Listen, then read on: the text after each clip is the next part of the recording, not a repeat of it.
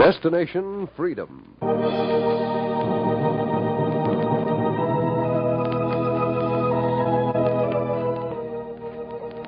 Station WMAQ presents Destination Freedom, dramatizations of the great democratic traditions of the Negro people, a part of the pageant of history and of America's own Destination Freedom.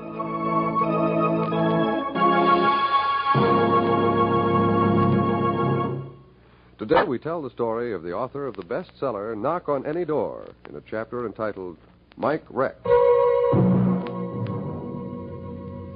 I don't know on what door I first knocked to find how the wheels of society can turn against a guy and grind him into what they call a menace. Maybe it began when I discovered I was a Negro, would have to live in Jim Crow towns below and above the Mason-Dixon. I've been knocking about for a long time in juke joints, cheap diners, flea bag hotels, and gospel missions. In the twilight alley where jack rollers, hobos, and con men lived. I had the habit of putting down what they said on paper. Best way to strong arm a square is to flip his arm behind his back and give him the half Nelson. Like this? Yeah, you know Motley missed your calling. You'd make a better burglar than a writer. You sure missed your calling. You see, when you're shooting a .45, you put your hand solid on the trigger, and you sort of squeeze the handle. That's it. Keeps you from missing. Now you put the P between your fingers and you let the suckers pick up the shells till times get better. It's the old shell game, Jack. Highly educational. I got my education for the stories I had to write. And one year, when the knock of a boy named Mike kept echoing in my head, I went up to a door to rent a room in the heart of the slums. When you knock on my door, knock soft. Maybe I'll mistake you for a gentleman. I'm sorry. Huh. You're a Negro. What do you want? I'd like to rent the place up over your shop. How'd you know there was a place up there? Can I look at it? Won't do you no good unless you got your references. Say, who sent you? Where are you from? I never laid eyes on you. I followed him upstairs. The place was thick with dead dust and live roaches. And he opened the door on 40 feet of unbroken gap. But still he asked. Who told you this place was vacant anyhow? Mike. Rex. Mike. I don't want no more gunmen. Nobody Mike lived here. Mike told me. Oh. Well, then you must have been right close to him. He was a good kid. I always said so. All kids are good. Do I get the place? You're mighty anxious to rent Mike's place. Why? He and I sort of started out together. He went one way, I went the other. We shared things. Oh, and then you know where he put the stuff he stole. What stuff? Oh, don't play dumb. Cop said he left 50 grand somewhere. Lord, I've looked under every board in this place. Can't find a thing. Now, he couldn't have spent it. Where'd he put it? I wouldn't know, landlord. You tell me and we'll split 50-50. That's all I ask. I need a place to work and live. I only want a story. Story? I'm a writer. Writer. Well, come in. As long as you don't write no poetry. I can't stand no poet. This won't be poetry. Just a short story. If you're writing about this neighborhood, it'll take a long story. This ain't no overnight job. I'm no overnight writer. Well... How about it? If you find the loot, 50-50? 50-50. And it's your casket, son. Move in. I'll take the rent in advance. He took the rent. I took the place. I made a home out of the bare rooms, and when it was done, I put my typewriter on the table, overlooking the brick and steel jungles of the street below. I fingered the keys of my typewriter and started my search for the loot. I started thinking of all the doors I had knocked on and where they led. I thought of the year I had rode with a friend across the country in an old jalopy, jobless, hungry, broke, and headed for California.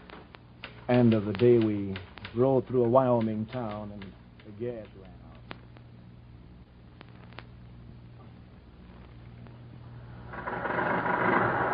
Hey, anything's wrong, Motley. You know as well as I do. Gassed up 2 states back. Look, face it. We're stuck. This is a terrible place to be stuck in. For a small town, it's got the biggest slum I've ever seen. Yeah.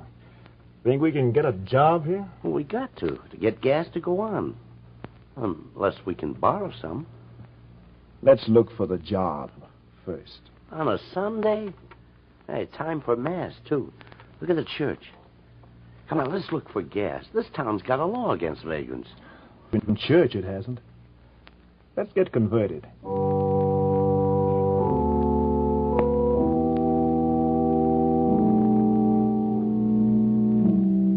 We went over to the church and sat quietly in a pew. It was there I saw Mike. Judica me Deus, et discerne causam meam de gente non sancta, abomine nequo et doloso ero me. Quae tu es Deus fortis. He was an altar boy, with gems in his eyes as he knelt beside the priest, as if he were already in heaven. He was clean and fresh and young. And after Mass, the priest told me his name was Mike Rex. Yes, Mike's the best child in my parish, son. Everyone notices him. He seems intent on becoming a priest himself, though I tell him he's deciding too early. Much too early. The next day, when I walked the streets of the town with a big slum, I heard Mike's war cry. Last night before, 24 robbers at my door. All hid? No. Last night before, 24 robbers at my door. I got up, let 'em in, hit me in the head with a rolling pin. All hid? No. Last night before, 24 robbers at my door. All hid? Hey, which way they go, mister? Ain't no fair telling, is it? Nah, I guess not. Hey, I never seen you around here before. Where you from? Chicago. I saw you. Where? In church. Hey, you see what I was wearing? Yeah, you looked good. That's the way I want to look. Father James says if I keep on till New Year's, he's going to ask Dad to help me get a bike. I'd sure like to have a bike. Wouldn't you? Sure, I would. Ain't waiting for it to drop out of the sky either. You're it. Lefty, you're caught. Sure. How about this bike? You and me got the same idea. Thought you were too scary to get one. I ain't scary. Then do what the good book says. Seek and ye shall find, Mike. You're talking about stealing. Stealing? Where'd you get them bad sounding words, altar boy? Borrowing's what I'm talking about. Borrowing. Borrowin. I left Mike puzzled over the two words. And my own friend had a few words of advice. The longer we stay, the more the cops will trail us. What's wrong with my solution? I didn't know you had any. The most honorable. What's that? Borrowing. You mean... Yeah. Seek and ye shall find.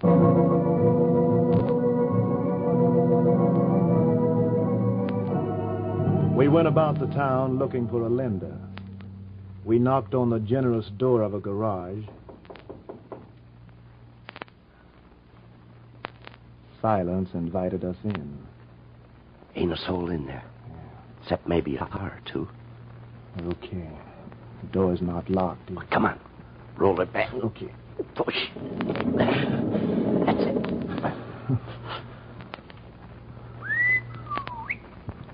Well.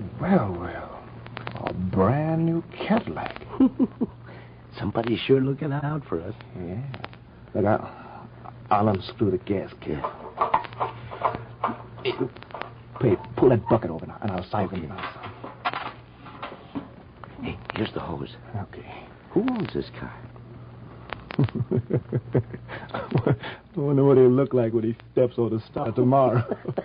And the thing won't start. All right, boys. You won't have to wait till tomorrow. Put up your hands. But look, mister, we... Call me sheriff. Come. That's my car. You're under arrest. And the judge was ready with his decision. For vagrancy, burglary, trespassing on private property, garage breaking, larceny, and willful mischief, I sentence you, Willard Motley, and Johnny Lucas to 30 days in the county jail. 30 days. Next case. Next.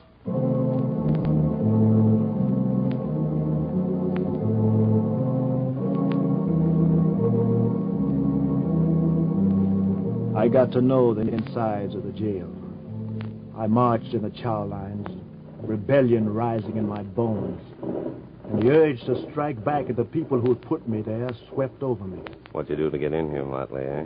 Huh? Lost. What you gonna do when you get out? I don't know. I know a town in Utah that's just begging to be burglarized. Begging. I don't know. You will know. 2 or 3 more trips to this jail and you'll know. Lie down back there, will you? Obey the rules and you'll get out. Disobey and you'll stay in. Now pipe down.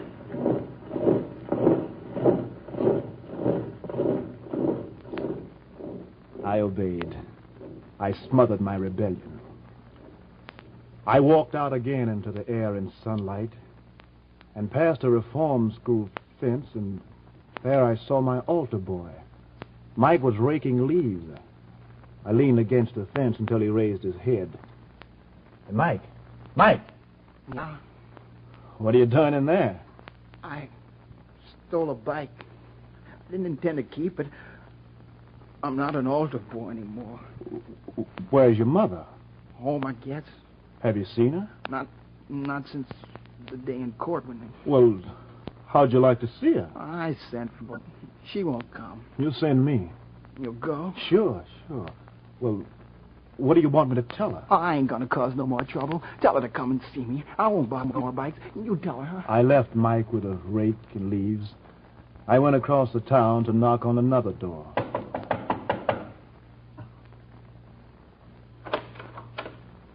Who do you want to see? You? You don't know me. Stram. I know a kid who's in reform school. So? I'm looking for his mother. What's he to you? What's he to you? Trouble. Nothing but trouble since the stork dropped you. Is he yours? So I'm told. He wants to see you. He's pretty lonesome. You got me weak. He needs help. The Help. best you can do. Here I am paying rent too high to keep one human going, let alone 2. And he wants help. Who's going to help me send him to school? Or give him what a kid's got to have? Or make him go straight when he sees there ain't no profit in going straight? Who's going to help? Maybe his father. His father. Yeah. Go and tell his father. Where'll I find him? Try the pool hall, the tavern, or maybe the county jail. I tried them all, and I found him in the pool hall. I waited while he mastered the most difficult shot in the center pocket. 8 ball in the center pocket. Bank shot. When you start 'em off right, they'll sure go straight. Try the 9. You Mr. Rex. Yeah. There's a kid named Mike in reform school. My Mike? That's my understanding. Well. What do you know? What do you know? I think if you go over and talk to him... Yeah, sure. Hey, Joe. Yeah? Ted. What's up? Listen to this, will you? Mike's gone got pinched. Oh, no. Chip up the old block. His mother won't go to see him. Well, ain't that just like Helen, ain't it? And he needs talking to. Sure. What's he in for? He stole a bike. Stole a bike? It could have happened to anyone. A kid of mine stealing a bike? Why, of all the good-for-nothing, trifling, stupid kids, If you just go over and talk to him... I'll talk to him. Soon as I finish this game. 9 ball in the corner pocket. Hit 'em right, and they'll sure go straight. They sure will.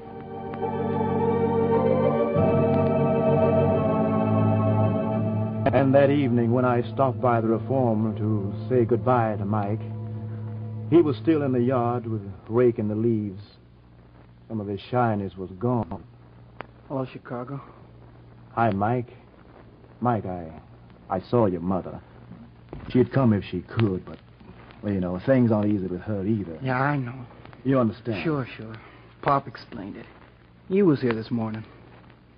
He was pretty burned up about the bike, huh? He was so mad. He said I should have tried for a truck.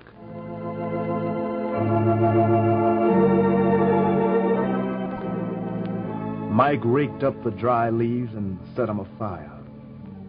And the fire in Mike was set off, too. And he troubled my mind and notebook for 5 worried years. Until I passed through his town again and I knocked on his mother's door.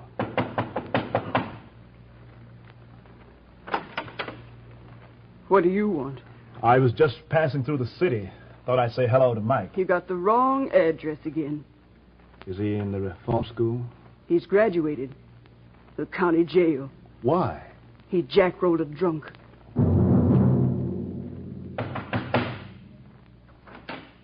You back here again. I was passing through and I... Looking for Mike? Well, he's not at the county jail this time. I checked. Of course he's not. He's a growing boy. What happened? Grand larceny got him in the state pen. He's a growing boy. I stopped by the state pen. They brought out a boy who had Mike's face and his form. That was all I recognized. You want to see me, mister? Yeah. Well? Don't you remember me? Naturally. You're Chicago. I'd still like to help you. I'd like to get to Chicago. And they tell me... Kid, you're running up a blind alley. Quit the rackets. You come to preach a sermon? I can do for myself. You're not doing so good. Up to now, all you've done... Up to now, I've been in a 2x4 town. I'm due for a break in Chicago. Look, take it easy, kid.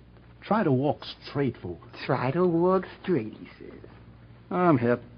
I ain't got a chance no more. They got my number marked down on a grave. Walk straight. Out there, they just wait till you stumble. Walk straight. They put barbed wire in your way and they tell you, walk straight, don't stumble. They trip you up and down and jump on you with both feet. If you're a Negro, a Jew, or a Mexican, they double the barbed wire. And they say, walk straight. Look, kid, if you... I've looked.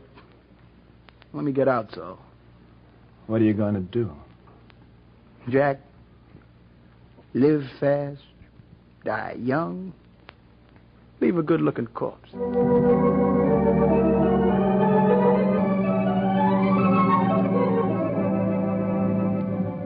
He left and disappeared in the cell blocks.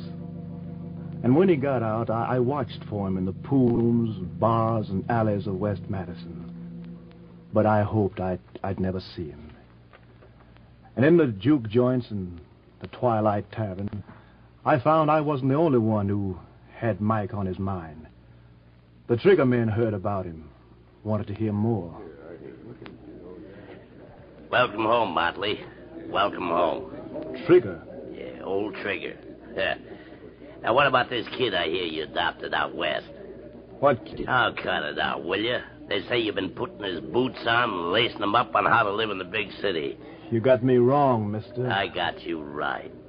I like to know a kid who knocks over highway trucks like he does. He's got nerve, ain't he? In a way. Old quiet Motley. Talking only with the typewriter, huh? Listen, I need a guy like Rex. Yeah? Well, his address, state pen. Oh, that's temporary, chum. Strictly temporary. One of these days he'll get out, and when he blows in looking for honest work, tell him about Trigger, will you? Tell him about old Trigger. And the grapevine kept watch over Mike's move, and his rep grew. Ever hear from your young friend Mike, Rex, Motley? Mugger? Yeah, remember how I showed you that half Nelson? Yeah, sure. One good turn deserves another. About this Rex kid. I need a buddy since the cops picked up... Well, I need a guy like Rex. What do you know about him? He's just a kid. Give him a chance. All I know is what I read in the papers, chum. He's out of the pen. Parole. When he comes to Shy, tell him about me. Let the good times roll. Yeah, the kid's coming this way. Tell him to look me up, will you? Remember me, Motley? I need a kid with nerve. Yeah, one good turn deserves another, typewriter. One good turn deserves another. Tell him about me. Tell him about old Trigger. I turned down all the applicants. I wanted to keep Mike as far from Chicago as I could. I never knocked on Mike's door again. It was Mike who knocked on my door.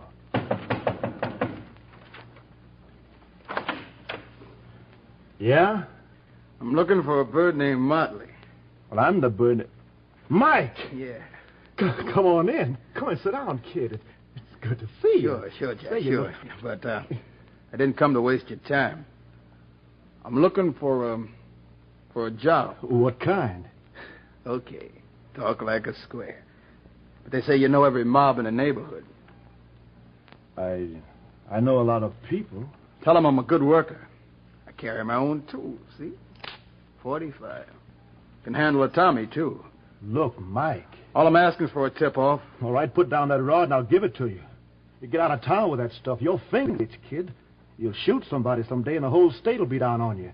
Against that, you haven't got a chance. I'll make my chance. You're bucking the state law. State law? Jack, all my life I've been bucking state laws. Since the day I was born black in Alabama, found they had state laws against me. What's the state done for me? They feed me when I was hungry. When I was lost, where'd they lead me? When I was without a job, what did they offer me? Barbed wires. And I tripped. Okay, so I tripped. So this time I'm just upping the price of tripping me. See you, Jack. Where you going? Going up over the store up there. Ain't that Garrett? Yeah? Then live fast, die young, leave a good-looking corpse.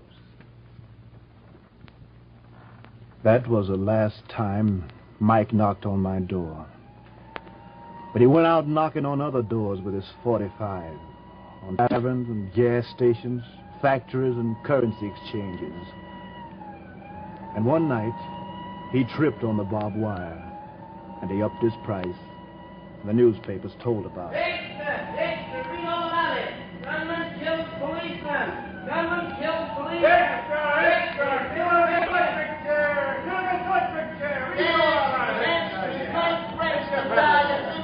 Domine Jesus Christi per tuam sanctus simon agonim et orationem quaerasti pro nobis in mente eleveti avando. Quando factus est... Got those electrodes set, Joe? No, I can't tighten this one. Well, hurry. They're waiting on us. I can't help it. That light blinds me. I can't see so good. Hurry up. Watch it. That electrode slip. Watch it. Say, can't you squares get me ready for the chair without fidgeting? What's the matter? You nervous? Snap it on, Jack. Snap it on. They snapped it on. They looked at their watches. They gave the signal.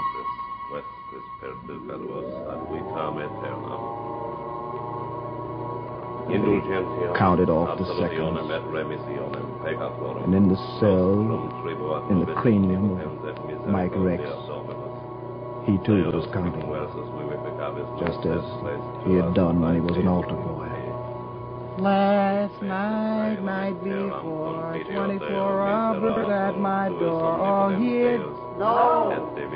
Last night, night before, 24 robbers at my door, all hid. Last night, night before, 24 robbers at my door, all hid. Amen. I guess he left a good-looking corpse.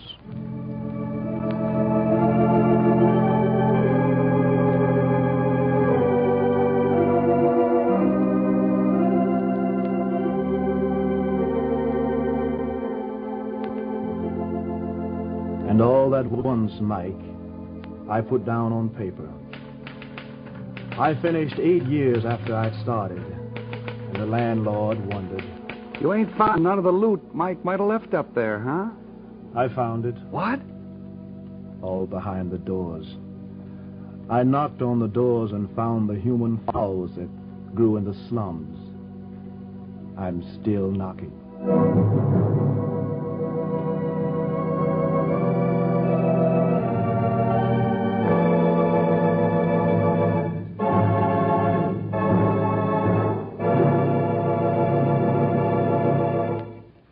You've just heard Destination Freedom's dramatization of the story of Willard Motley, author of Knock on Any Door. Now we are pleased to present a message from Willard Motley. In many ways, juvenile delinquency shares the same fate that Mark Twain noticed about the weather. much talked about, but nothing done about. In the old days, the same penal method that applied to adults was applied to children. When the child broke the law, he was sent to prison like his elders.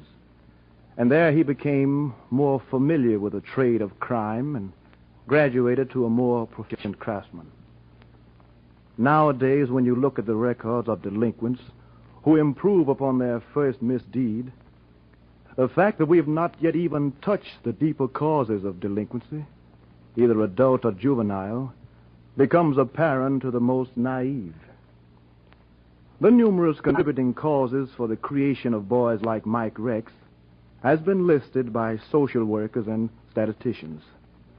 I am neither. I'm a writer, interested mainly in discovering and reporting the things that men feel and think and talk about. And I can say from my interviews with teenagers that one of the unreported causes for crime is the lawlessness they notice among so-called respected peoples. The fantastic insecurity in the lives of both adults and juveniles must be reckoned with in order to understand the Mike Rexes we read about in the paper and to understand who they are really imitating. What kind of insecurity is it that breeds crime? Economic insecurity? Partly. But the insecurity that comes from false charges, false race theories, false arrests, false propaganda, plays as much a part in juvenile and adult delinquency as does poor housing and bad health conditions. Restricting freedom in the name of defending it, building national security on guns and planes rather than on social welfare, is as sure a factor in upping the crime rate as unemployment. We writers feel that the American child is a peculiarly sensitive individual. How can a child, Negro or white, have much respect for law and order when he hears that Isaiah Nixon, a Negro farmer, was shot and killed in Georgia less than 3 months ago because he dared to vote, and his admitted killer was set free?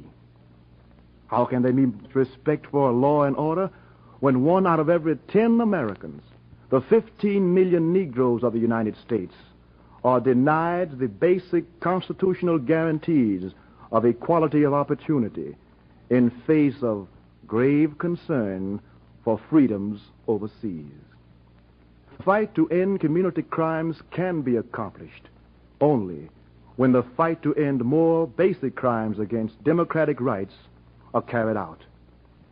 We writers feel that the Bill of Rights is not merely a document to be hauled about on a train and exhibited when people are being pilloried for their opinions, but is really an outline which, if followed, can eliminate many of the real crimes of today. The great words of the Declaration of Independence, declaring that all men are created free and equal, call for the realistic treatment of the character and dignity of the human personality, regardless of race, color, or creed. This creed begins the real fight against delinquency, adult and juvenile. And until then, delinquency shares the same fate as Mark Twain's weather. Much talked about, but nothing done about.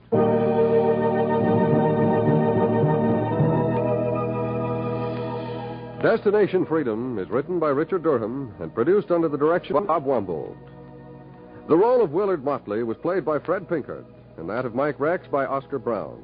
Others in the cast were Claire Baum, Frank Dane, Mrs. Kingslow, Tony Parrish, and George Kluge.